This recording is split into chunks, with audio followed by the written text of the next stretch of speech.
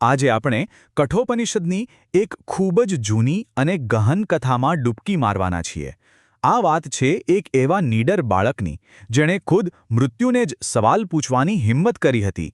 વિચારવા જેવો સવાલ છે નહીં કે શું ખરેખર એક નાના બાળકની જિજ્ઞાસા મૃત્યુ જેવા સૌથી મોટા અને ગહન રહસ્ય પરથી પડદો ઉઠાવી શકે છે? ચાલો જાણીએ. તો આ વાર્તાના મુખ્ય પાત્રો કોણ છે? ચાલો મળીએ બે મુખ્ય પાત્રોને. એક છે મહર્ષિ ઉદ્દાલક, જે એક મહાન યજ્ઞ કરી રહ્યા છે, અને બીજા છે એમના જ્ઞાની અને સત્યને ચાહનારા પુત્ર નચિકેતા. વાતની શરૂઆત થાય છે એક ભવ્ય યજ્ઞથી. મહર્ષિ ઉદ્દાલકે વિશ્વજીત યજ્ઞનું આયોજન કર્યું હતું. આ યજ્ઞનો નિયમ એવો હતો કે યજ્ઞ કરનારે પોતાની બધી જ સંપત્તિ, પોતાની બધી જ પ્રિય વસ્તુઓનું દાન કરી દેવાનું. એટલે દેખીતી રીતે તો આ એક ખૂબ જ પવિત્ર અને મોટો સંકલ્પ હતો, ખરું ને? પણ અહીં એ જ વાર્તામાં એક ટ્વિસ્ટ આવે છે. આદર્શ દાનનો નિયમ શું કહે છે કે પોતાની સૌથી સારી અને પ્રિય વસ્તુઓ દાનમાં આપવી. પણ મહર્ષિ ઉદ્દાલક શું દાન કરી રહ્યા હતા? ઘરડી, બીમાર અને દૂધ પણ ન આપી શકે એવી નકામી ગાયો. હવે આ જોઈને એમના દીકરા નચિકેતાના મનમાં એક ધર્મસંકટ શરૂ થયું. પોતાના પિતાને આવું કરતા જોઈને નચિકેતાનું બાળમન દુઃખી થઈ ગયું. એણે ખૂબ જ વિનમ્રતાથી પણ એવો સવાલ પૂછ્યો જેણે બધું જ બદલી નાખ્યું. એણે પૂછ્યું, પિતાજી, દાનમાં તો સૌથી પ્રિય વસ્તુ અપાય છે અને તમારા માટે સૌથી પ્રિય તો હું છું, તો પછી તમે મને કોને દાનમાં આપશો? હવે દીકરાનો આવો સીધો અને સાચો સવાલ પિતાજીથી સહન ના થયો. એમને એટલો ગુસ્સો આવ્યો કે એમના મોંમાંથી એવા શબ્દો નીકળી ગયા જેની કોઈએ કલ્પના પણ નહીં કરી હોય. જા, હું તને યમને આપું છું, મૃત્યુના દેવતાને. અને બસ પિતાના મોઢેથી નીકળેલા શબ્દોને સાચા માનીને નચિકેતાએ એક ડગલું પણ પાછું ના ભર્યું. એણે શરૂ કરી એક એવી મુસાફરી જેની કોઈ કલ્પના પણ ન કરી શકે, યમલોક તરફની મુસાફરી. હવે જુઓ, એ યમલોક પહોંચ્યો તો ખરો, પણ યમરાજ તો ત્યાં હતા જ નહીં. પણ શું નચિકેતા પાછો વળી ગયો? ના, એણે 3 દિવસ અને 3 રાત ખાધા પીધા વગર ત્યાં જ યમરાજના દરવાજે રાહ જોઈ. આ એની ધીરજ અને સંકલ્પની પહેલી પરીક્ષા હતી.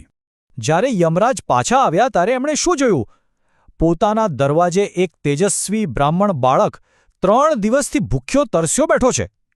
આ જોઈને એમને ખૂબ આશ્ચર્ય થયું અને દુઃખ પણ. પોતાની આ ભૂલ સુધારવા અને બાળકની આકરી તપસ્યાના ફળરૂપે એમણે નચિકેતાને 3 વરદાન માગવા કહ્યું. હવે જુઓ, નચિકેતા કેટલો બુદ્ધિશાળી હતો. એણે શું માંગ્યું? પહેલું વરદાન એણે પોતાના માટે નહીં પણ પિતા માટે માંગ્યું કે એમનો ગુસ્સો શાંત થઈ જાય અને એમને ફરીથી પ્રેમથી અપનાવી લે. બીજું, સ્વર્ગ સુધી પહોંચાડતી દુર્લભ અગ્નિવિદ્યાનું જ્ઞાન. અને ત્રીજું વરદાન એ હતું જેણે આ કથાને અમર બનાવી દીધી. એણે પૂછ્યું, મૃત્યુ પછી શું થાય છે? આ ત્રીજો સવાલ સાંભળીને તો યમરાજ પણ વિચારમાં પડી ગયા. આ જ્ઞાન ખૂબ જ ગૂઢ હતું, ખૂબ જ રહસ્યમય. એટલે આ જ્ઞાન આપતા પહેલાં એમણે નચિકેતાની છેલ્લી અને સૌથી મોટી પરીક્ષા લેવાનું નક્કી કર્યું. યમરાજે નચિકેતાને લલચાવવા માટે જાણે આખી દુનિયાના સુખનો ખજાનો ખોલી દીધો.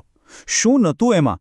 સોના ચાંદીના ઢગલા, મોટા મોટા રાજ્યો, સેંકડો વર્ષોનું લાંબુ આયુષ્ય. મતલબ કે દુનિયાની એવી કોઈ વસ્તુ નહોતી જે યમરાજે એને આપવાની ઓફર ના કરી હોય. પણ નચિકેતા એ તો પોતાની વાત પર અડગ હતો. એણે બધી જ લાલચોને ઠુકરાવી દીધી અને એકદમ સ્પષ્ટ શબ્દોમાં કહ્યું, હે યમરાજ, આ બધું તો આજે છે ને કાલે નથી. આ બધા સુખ તો ક્ષણિક છે, મને એમાં કોઈ રસ નથી. મારે તો બસ એ જ જ્ઞાન જોઈએ છે, અમર આત્માનું જ્ઞાન. નચિકેતાની આ દૃઢતા, જ્ઞાન માટેની આટલી તરસ જોઈને યમરાજ ખરેખર પ્રસન્ન થયા. એમને ખાતરી થઈ ગઈ કે આ બાળક જ આ ગુપ્ત જ્ઞાન મેળવવાનો સાચો હકદાર છે. અને પછી એ તેને આત્માનું રહસ્ય સમજાવવા માટે તૈયાર થયા. તો યમરાજે શું શીખ્યું? એમણે કહ્યું કે આપણે જેને હું કહીએ છીએ એ આ શરીર નથી. શરીર તો નાશવંત છે. સાચો હું તો છે એની અંદર રહેલો આત્મા. અને આ આત્મા એ ક્યારે જન્મતો નથી, ક્યારે મરતો નથી, એ શાશ્વત છે. શરીર તો બસ એક કપડાં જેવું છે, જે જૂનું થાય એટલે બદલી નાખવામાં આવે છે. આ ઊંડી વાતને સહેલાઈથી સમજાવવા માટે યમરાજે એક બહુ સરસ ઉદાહરણ આપ્યું, રથનું રૂપક. એમણે કહ્યું, કલ્પના કરો કે આપણું શરીર એક રથ છે. આત્મા એ રથનો માલિક છે. બુદ્ધિ એ સારથી છે જે રથ ચલાવે છે. મન એ લગામ છે અને આપણી 5 ઇન્દ્રિયો એ 5 ઘોડા છે જે રથને ખેંચે છે. હવે જો સારથી એટલે કે આપણી બુદ્ધિ મજબૂત અને જાગૃત હોય તો જ આ 2 લગામ ઘોડાઓને કાબૂમાં રાખીને રથને સાચા રસ્તે એટલે કે મોક્ષ તરફ લઈ જઈ શકે છે. બસ આ જ બ્રહ્મજ્ઞાન લઈને નચિકેતા પૃથ્વી પર પાછો આવ્યો. એ ગયો ત્યારે એક બાળક હતો, પણ જ્યારે પાછો આવ્યો ત્યારે એ એક મહાન ઋષિ બની ચૂક્યો હતો. અને એના પિતાએ પણ બધો ગુસ્સો ભૂલીને એને પ્રેમથી ગળે લગાવ્યો. તો આ આખી અદ્ભુત વાર્તામાંથી આપણે શું શીખી શકીએ? મુખ્યત્વે 3 વાતો. પહેલી, પિતૃભક્તિ અને પોતાના વચનનું પાલન. બીજી, સત્યની શોધમાં અડગ રહેવું, પછી ભલે રસ્તામાં ગમે તેટલી લાલચ આવે. અને ત્રીજી, અને સૌથી મહત્વની વાત, એ સમજવું કે આત્મા અમર છે અને ભૌતિક સુખોની પાછળ ભાગવા કરતાં આત્મજ્ઞાન મેળવવું એ જ જીવનનું અંતિમ લક્ષ્ય છે. અને અંતે આ કથા આપણને બધાને એક સવાલ પૂછતી જાય છે. જેમ નચિકેતાએ ક્ષણિક સુખોને ઠુકરાવીને શાશ્વત સત્યને પસંદ કર્યું, શું આપણે પણ આપણા જીવનમાં રોજબરોજની ભાગદોડમાં આવા જ કોઈ ક્ષણિક સુખો માટે કોઈ મોટા શાશ્વત સત્યને નજરઅંદાજ તો નથી કરી રહ્યા ને? આ એક એવો સવાલ છે જેનો જવાબ આપણે સૌએ પોતાની અંદર શોધવાનો છે.